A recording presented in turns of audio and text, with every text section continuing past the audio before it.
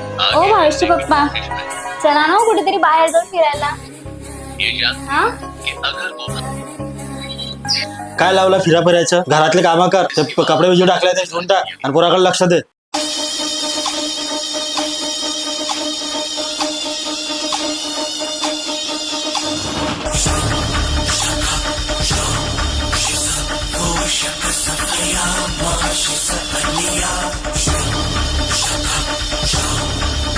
मी फिरायला चाल म्हणलं तर जीवावर येते. मित्रासंग कसं हिंडून येतं गावभर. मी काही तर काम करायला आली आहे का तुमचे घरातले पोरा गिराले का मी नुसतं सांभाळत बसू का? सॉरी आता मी तुला घेऊन येईन. चाल मग फिरायला चल. चाल.